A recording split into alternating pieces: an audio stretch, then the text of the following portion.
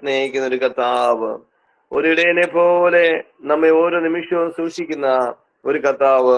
ആ യേശുപ്പത്തിന്റെ സ്നേഹം എത്ര വലുതാണ്.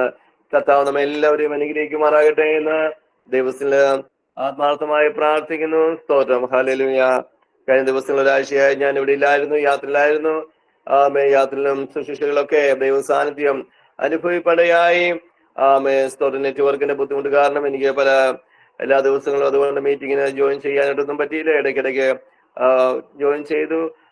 സ്തോത്രം. എല്ലാവരും പ്രാർത്ഥിച്ചപ്പോഴൊക്കെ ഒരുമിച്ച് പ്രാർത്ഥിപ്പാനൊക്കെ ദൈവം ഭാഗ്യം നൽകി. യാത്രയിലും ശുശ്രൂഷകളൊക്കെ ദൈവത്തിന് സാന്നിധ്യം ഉണ്ടായിരുന്നു. സ്തോത്രം. ഹല്ലേലൂയ. പ്രാർത്ഥിച്ച എല്ലാവരെയും കർത്താവ് അനുഗ്രഹിക്കുമാറാകട്ടെ എന്ന് ദൈവത്തിന്റെ ആത്മാർത്ഥമായി പ്രാർത്ഥിക്കുന്നു. സ്തോത്രം. ഹല്ലേലൂയ. ദൈവം നമ്മുടെ ജീവിതത്തിലെ വലിയ ചെയ്യട്ടെ. നമ്മൾ പ്രാർത്ഥിക്കുന്ന അനേക പ്രാർത്ഥന വിഷയങ്ങളുടെ മേല് കർത്താവിന്റെ വലിയ കരം കണ്ട് സന്തോഷിപ്പാൻ കർത്താവ് സഹായിക്കട്ടെ എന്ന് ദൈവത്തിനെ പ്രാർത്ഥിക്കുന്നു. സമയം വളരെ മുമ്പോട്ട് പോകുന്നല്ലോ. നമ്മുടെ പല പ്രിയപ്പെട്ടവർക്ക് ഈ പ്രാർത്ഥന കഴിഞ്ഞിട്ട് പലർക്കും ജോലിക്കൊക്കെ കടന്നു പോകേണ്ടത് ഏറ്റവും ആവശ്യമാണല്ലോ. യോഹന്നാന്റെ സുവിശേഷം 11-ാമത്തെ അധ്യായം, യോഹന്നാന്റെ സുവിശേഷം 11-ാമത്തെ അധ്യായം അതിന്റെ 28-ാമത്തെ വാക്യം വായിച്ചാൽ. യോഹന്നാന്റെ സുവിശേഷം 11-ാമത്തെ അധ്യായം. തന്റെ സഹോദരിയായ മറിയ സ്വകാര്യമായി വിളിച്ചു, ഗുരു വന്നിട്ടുണ്ട്, നിന്നെ വിളിക്കുന്നു എന്ന് പറഞ്ഞു. മർക്കോസിന്റെ സുവിശേഷം 10-ാമത്തെ അധ്യായം 49-ാം വാക്യം കൂടി. മർക്കോസ് 10:49. അപ്പോൾ യേശു നിന്നു, അവനെ വിളിപ്പീൻ എന്ന് പറഞ്ഞു. ധൈര്യപ്പെടുക, എഴുന്നേൽക്ക, നിന്നെ വിളിക്കുന്നു എന്ന് അവർ പറഞ്ഞു. കുരുടനെ വിളിച്ചു. വളരെ അനുഗ്രഹിക്കപ്പെട്ടതാകുന്ന 2 വേദവാക്യങ്ങളാണ് ചുരുങ്ങിയ ചില സമയം കൊണ്ട് നാം ചിന്തിക്കാൻ വേണ്ടി പോകുന്നത്. കർത്താവ് വിളിക്കുന്നവര്, കർത്താവിന്റെ വിളി കേൾക്കുക എന്നത് എത്രയോ ഒരു സന്തോഷമാണ് അല്ലേ. നമ്മൾ വിളിക്കാറുണ്ട്, നമ്മുടെ കുഞ്ഞുങ്ങളെ പലപ്പോഴും നമ്മൾ വിളിക്കാറുണ്ട് അല്ലെ. എത്ര പ്രാവശ്യം, പ്രത്യേകിച്ച് ഇപ്പോൾ എക്സാം സമയം ആകുമ്പോൾ രാവിലെ എഴുന്നേക്കാൻ വേണ്ടി വിളിക്കാറുണ്ടല്ലോ. തണുപ്പ് സമയത്തൊക്കെ മൂടി പൊതിച്ച് പിള്ളേർ കിടക്കുമ്പോഴൊക്കെ നമ്മൾ അതിൽ നിന്നൊക്കെ പുതപ്പെല്ലാം വലിച്ചെടുത്ത് തട്ടി ഉണർത്തി വിളിച്ചുണർത്തുന്ന രംഗം നമുക്ക് എല്ലാവർക്കും അറിയാം. മാതാപിതാക്കളെ നമുക്ക് എല്ലാവർക്കും അറിയാമല്ലോ. അല്ല, ഒരു കാര്യത്തിന് വേണ്ടി നമ്മൾ പലപ്പോഴും വിളിക്കാറുണ്ടല്ലോ. യാത്ര ചെയ്യുന്ന സമയത്ത് എന്തെങ്കിലും കാര്യത്തിന് വേണ്ടി വിളിക്കാറുണ്ട് അല്ലെ. അല്ലെങ്കിൽ ഓഫീസിൽ ജോലി ചെയ്യുന്ന സമയത്ത് മെയിൻ സാറുമാരെ വിളിക്കാറുണ്ട് അല്ലെ. പല കാര്യങ്ങൾക്ക് നമ്മളെ വിളിക്കാറുണ്ട്. അടുത്തുകൂടെ നടന്നു പോകുമ്പോൾ ചിലപ്പോൾ വിളിക്കാറുണ്ട് അല്ലെ. പേരറിയത്തില്ലെങ്കിൽ ഇവിടെയൊക്കെ വടക്കേണ്ടിലൊക്കെ ബായ് എന്ന് വിളിക്കാറുണ്ട്, ബേ എന്ന് വിളിക്കാറുണ്ട് അല്ലെ. എന്തെങ്കിലും കാര്യങ്ങൾ നഷ്ടപ്പെട്ട് കഴിഞ്ഞാൽ വിളിക്കാറുണ്ട്. കഴിഞ്ഞ ചില ആഴ്ചകൾക്ക് മുമ്പ് ഞാൻ ഇവിടെ സബ്ജി വാങ്ങിക്കാൻ വേണ്ടി പച്ചക്കറി മാർക്കറ്റിൽ പോയിട്ട് സാധനങ്ങൾ വാങ്ങിച്ച് പൈസയും കൊടുത്തു. ഞാൻ വണ്ടി അങ്ങ് സ്റ്റാർട്ടാക്കി. ഇച്ചിരി വെളുത്തുള്ളിയാണ് വാങ്ങിച്ചത്. വെളുത്തുള്ളി വാങ്ങിച്ചിട്ട് വണ്ടി സ്റ്റാർട്ട് ചെയ്ത് പോകാൻ തുടങ്ങിയപ്പോഴത്തേനും കൊണ്ട് എനിക്ക് ആ സാധനം തന്ന കടക്കാരന് എന്നെ വിളിക്കുകയാണ്. എന്റെ പേര് അയാൾക്ക് അറിയത്തില്ല. വയ്യ വയ്യ വയ്യ എന്ന് വിളിക്കുകയാണ്. കാരണം എന്തിനാണെന്നറിയാമോ? വാങ്ങിച്ച സാധനങ്ങള് നിങ്ങൾ കൊണ്ടുപോയില്ല. അദ്ദേഹം അത് ഓടിക്കൊണ്ട് തിരിച്ചു കൊണ്ട് തരുവാണയായി. അത് നമ്മളെ വിളിച്ചു അല്ലെ. അപ്പൊ നമ്മളെ പല കാര്യങ്ങൾക്ക് വേണ്ടി നമ്മളെ വിളിക്കാറുണ്ട്. ആൾക്കാർ വിളിക്കാറുണ്ട്, ജോലിക്കാർ വിളിക്കാറുണ്ട്, ഓഫീസേഴ്സ് വിളിക്കാറുണ്ട്, സ്റ്റാഫുകൾ വിളിക്കാറുണ്ട്, ഹോസ്പിറ്റൽ നേഴ്സുമാർ ഇതിനകത്ത് പലരും ഉണ്ടല്ലോ അല്ലെ. ഇപ്പൊ തന്നെ ഡ്യൂട്ടിയിലായിരിക്കുമ്പോൾ തന്നെ ഈ മീറ്റിംഗ് പലരും ജോയിൻ ചെയ്യുന്നുണ്ട്. അപ്പോഴ് നിങ്ങളിങ്ങനെ പ്രാർത്ഥന മീറ്റിംഗ് ജോയിൻ ചെയ്യുന്ന സമയത്തായിരിക്കും അടുത്തിരിക്കുന്ന ആ രോഗി, ആ പേഷ്യന്റ് സിസ്റ്ററെ എന്ന് വിളിക്കുന്നത് അല്ലെ. സിസ്റ്ററെ എന്ന് വിളിക്കും. ഡോക്ടർമാരെ വിളിക്കാറ്, സാറിന് വിളിക്കാറുണ്ട്, ഡോക്ടർ എന്ന് വിളിക്കാറുണ്ട്. പെട്ടെന്ന് ചില കാര്യങ്ങൾ വരുമ്പോൾ രാത്രിയിലൊക്കെ നൈറ്റ് ഡ്യൂട്ടി സമയത്ത് ചില ഉറങ്ങുന്ന നേഴ്സുമാരെ എനിക്കറിയാം. പക്ഷേ അവർ ഉറങ്ങുന്ന സമയത്തും അവരുടെ ചിന്ത എന്താണെന്നറിയാമോ? അയ്യോ, എന്റെ നേഴ്സ്, എന്റെ രോഗി, എന്റെ പേഷ്യന്റിന് എന്തെങ്കിലും സംഭവിച്ചാൽ എന്റെ ജോലിയെ ബാധിക്കും, എന്റെ ജോലിയെ അത് ബാധിക്കാൻ സാധ്യതയുണ്ട്. ഒരു സിസ്റ്റർ എനിക്കറിയാം, മിഡിൽ ഈസ്റ്റിലുള്ള ഒരു സിസ്റ്റർ, ഡേ നൈറ്റ് 2 നേരം ഡ്യൂട്ടി ഉണ്ടായിരുന്നു. രാത്രിയിൽ അല്പം ഒന്ന് ഉറക്കം കൊണ്ട് കണ്ണൊന്ന് മങ്ങിയ സമയത്തായിരുന്നു ഒരു പേഷ്യന്റിന് അല്പം പ്രയാസം കൂടി. ആ പ്രയാസം ഒരു വലിയ ഗുരുതരമായ ഒരു അവസ്ഥയിലേക്ക് കടന്നു വന്നു. ആ സഹോദരി, ആ സിസ്റ്റർ വളരെ വിഷമിച്ചു. എന്റെ പാസ്റ്റർ, ഞാനൊന്ന് കണ്ണ് നടച്ചതേ ഉള്ളൂ, പെട്ടെന്ന് ആ പ്രയാസം വന്നു. അത് അവസാനം ആ സിസ്റ്ററിന്റെ ജോലി വരെ ബാധിപ്പാടയായി. എത്രയോ നാള് പ്രാർത്ഥിച്ചിട്ടാണെന്നറിയാമോ തന്റെ ആ വിഷയത്തിന് ഒരു മറുപടി ലഭിക്കാനായിട്ടിടയായത്. ഈ വിളി പലപ്പോഴും നമ്മൾ കേൾക്കാറില്ല അല്ലെ. വിളി കേട്ടില്ലെങ്കിൽ നമുക്ക് വലിയ വിഷമമുണ്ടാകും. വിളി കേട്ടില്ലെങ്കിൽ അതിൻ്റെതാകുന്ന പ്രയാസങ്ങൾ. ഞാൻ വിളിച്ചതായിരുന്നല്ലോ, നീ എന്തുകൊണ്ട് വന്നില്ല അല്ലെ. നിന്നെ ഇന്റർവ്യൂവിന് വേണ്ടി വിളിച്ചതാണല്ലോ, നീ ആ സമയത്ത് എന്തുകൊണ്ട് വന്നില്ല. നിന്നെ ജോലിക്ക് വേണ്ടി വിളിച്ചതാണല്ലോ, നീ എന്തുകൊണ്ട് അവിടെ വന്നില്ല. വിളി നാം എപ്പോഴും ഓർത്തിരിക്കേണ്ട ഒരു കോളിംഗ്, ഒരു വിളിയുണ്ട്. സ്പെഷ്യൽ കോളിംഗ് എന്ന് പറയും, കർത്താവിന്റെ വിളി. കർത്താവ് നമ്മെ പലപ്പോഴും വേലയ്ക്ക് വേണ്ടി വിളിക്കാറുണ്ട്, ചില കാര്യങ്ങൾക്ക് വേണ്ടി ദൈവം നമ്മളെ ഉദ്യമിപ്പിക്കാറുണ്ട്. ആ വിളിയുടെ ഉദ്ദേശം എത്ര വലുതാണെന്നറിയാമോ? ഇവിടെ കർത്താവ് വിളിക്കുകയാണ്. ആരെയാ വിളിക്കുന്നത്? യേശു കർത്താവ് ആ ബെഥാനിയയിലെ മാർത്ത, മറിയാം, ലാസർ എന്നിവർ അടങ്ങിയതാവുന്ന ആ കുടുംബത്തിൽ എപ്പോഴും കർത്താവിന്റെ സാന്നിധ്യം ഉണ്ടായിരുന്നു. എന്നാൽ പെട്ടെന്ന് യേശു അവിടെ ഇല്ലാതിരുന്ന ഒരു സാഹചര്യത്തില്, യേശു വളരെ ദൂരമായ ഒരു സ്ഥലത്തായിരുന്നു. സ്തോത്രം. അങ്ങനെ ഇരിക്കുമ്പോൾ അറിയുന്നു ലാസർ ദീനമായി കിടക്കുന്നു. ലാസർ ദീനമായി കിടക്കുന്നു എന്ന വാർത്ത യേശു അറിഞ്ഞു. ഇന്നത്തെ കൂട്ട് ടെലിഫോണോ, ടെലിഗ്രാമോ, മൊബൈലോ, വാട്സപ്പോ, SMS പിന്നെന്തുവാ, ഇങ്ങനെയുള്ള പരിപാടികളൊന്നും അന്നില്ലായിരുന്നു. പക്ഷെ ആരോ യേശുവിനോട് ഇത് പറഞ്ഞു കാണും, നിന്റെ ഏറ്റവും അടുത്ത കുടുംബത്തിലെ നിന്റെ ഏറ്റവും വലിയ സ്നേഹിതനാണ് ലാസർ ദീനമായി കിടക്കുന്നു, അല്ലെ? ദീനമായി കിടക്കുന്നു എന്നറിഞ്ഞിട്ട് അവിടെ വായിക്കുക, യേശു ആ ഇരുന്ന സ്ഥലത്ത് 2 ദിവസം അവിടെ തന്നെ വീണ്ടും ഇരുന്നെന്ന്. ദൈവമേ, നിങ്ങൾ ചിന്തിക്കുന്നത് എന്നെ പണിയായി കാണിച്ചത് എന്തൊരു യേശുവാ? ഇരുന്ന് ഇത്രയും സീരിയസ് ആയിട്ട് വെന്റിലേറ്ററിൽ കിടക്കുന്നു, ICU കിടക്കുന്നു, അറിഞ്ഞിട്ട് പോലും ഈ പുള്ളി അവിടെ തന്നെ ഇരിക്കുക.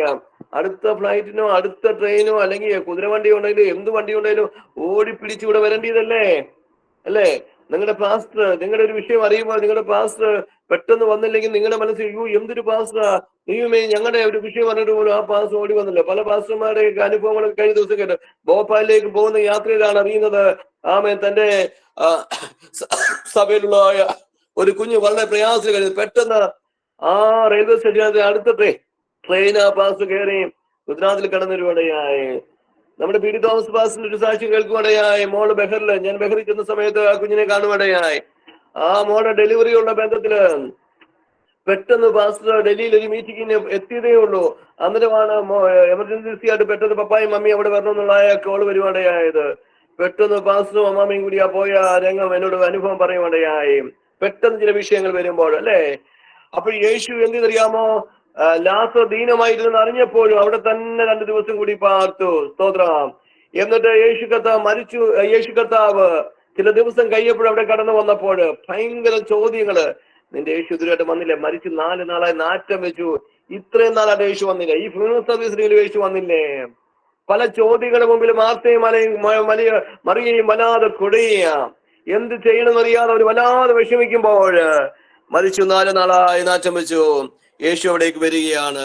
യേശു വരുന്നത് കണ്ടപ്പോൾ എല്ലാരും വാ വിട്ട് കരയുക. യേശുവെ, നീ ഇവിടെ ഉണ്ടായിരുന്നെങ്കിൽ എന്റെ സഹോദരൻ മരിക്കില്ല. പല ചോദ്യങ്ങള്, അല്ലെ? ആൾക്കാരെല്ലാം നോക്കി, അങ്ങോട്ടും ഇങ്ങോട്ടും നോക്കിയ.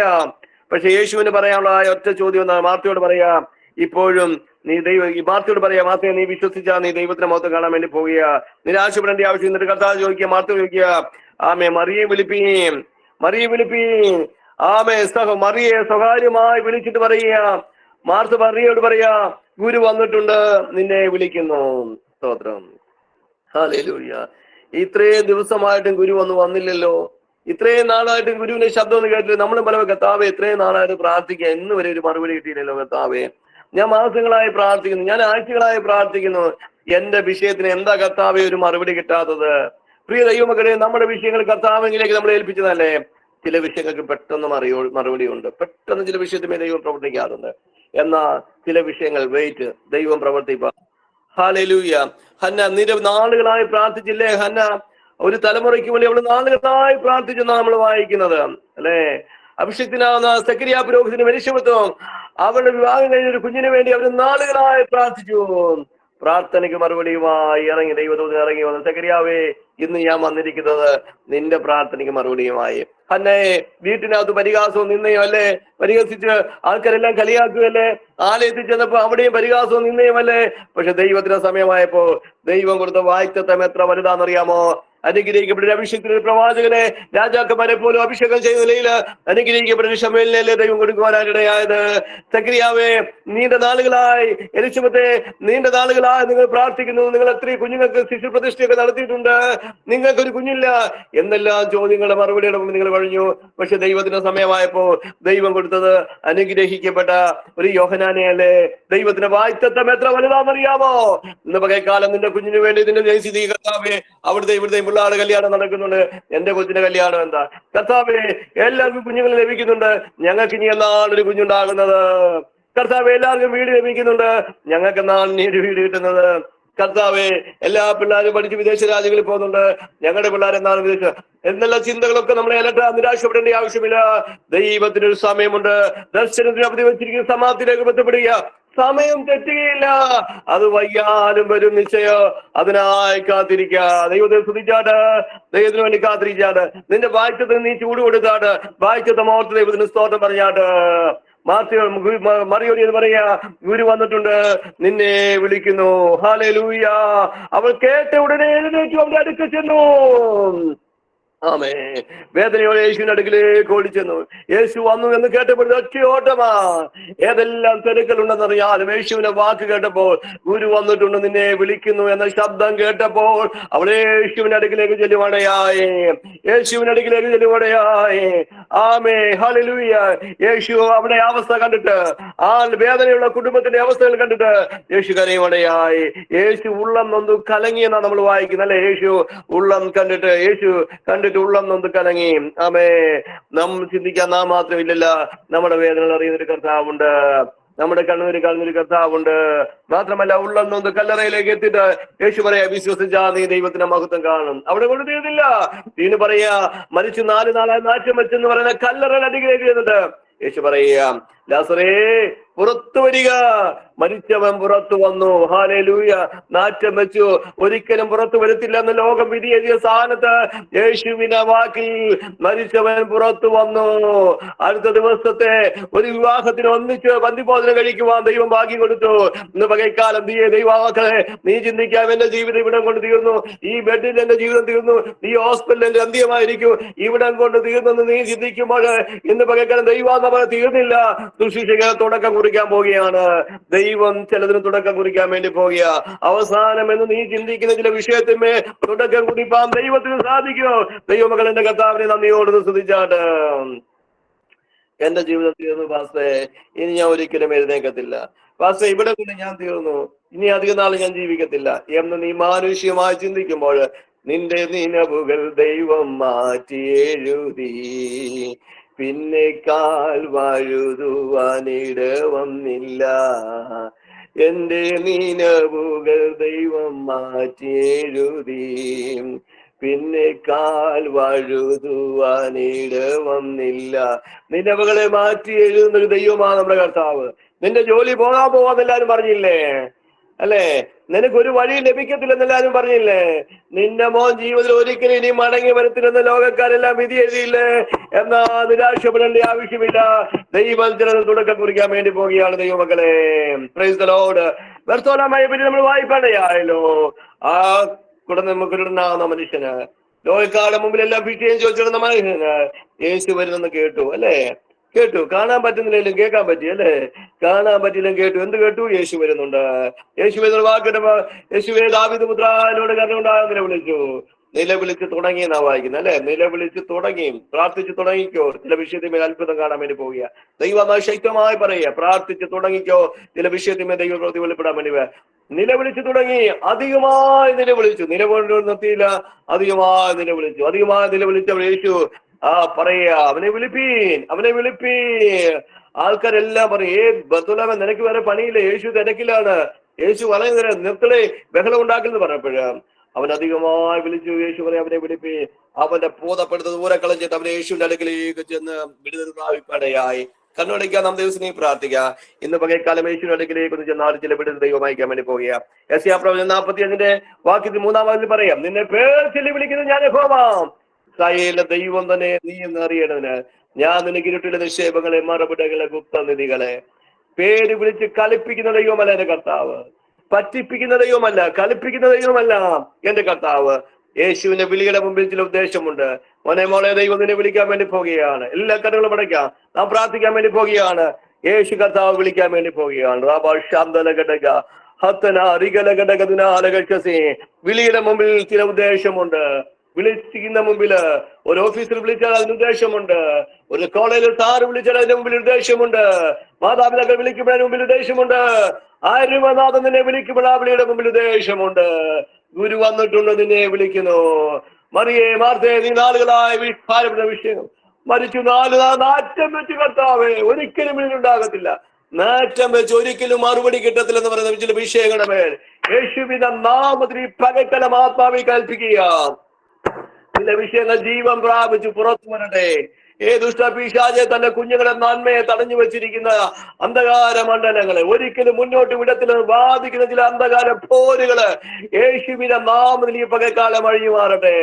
വിട്ടുകൊടുക്കത്തില്ല ദുഷ്ടം ബാധിയിരിക്കുമ്പോൾ പിടിക്കും പിന്തുടരും കൊള്ള പങ്കിടുവിന്റെ ആശയം അവരാൽ പൂട്ടിയിരിക്കും. പറവോനെ, നീ ഏതെല്ലാം വെല്ലുവിളികൾ മുഴക്കിയാൽ എന്റെ ജനത്തെ മാനിക്കുന്നിടത്ത് ഞാൻ മാനിക്കും, എന്റെ ജനത്തെ ഉയർത്തേണ്ടിടത്ത് ഞാൻ ഉയർത്തും, എന്റെ തലമുറകളെ മാനിക്കുന്നിടത്ത് ഞാൻ മാനിക്കും. കർത്താവേ, എന്റെ തലമുറകൾക്ക് വേണ്ടി അത്ഭുതമേറിയ വടിക ദൈവം തുറന്നതിനായി സ്തോത്രം. എല്ലാവരും പ്രാർത്ഥിച്ചാട്ട് പേർ ചൊല്ലി വിളിക്കുന്ന ഞാൻ യഹോവ ഇസ്രായേലിന്റെ ദൈവം തന്നെ നീ അറിയേണ്ടത്. ഞാൻ നിനക്ക് ഇരുട്ടിലെ നിക്ഷേപങ്ങളെ മറവിടങ്ങളെ ഗുപ്തനിധികളെ കർത്താവെ അത്ഭുതങ്ങൾ പ്രവർത്തിക്കാൻ പോകുന്നതിനായി സ്തോത്രം. യേശുവിന്റെ നാമത്തിൽ വിശ്വാസത്തോടെ ഞങ്ങൾ കാണുകയാണ്.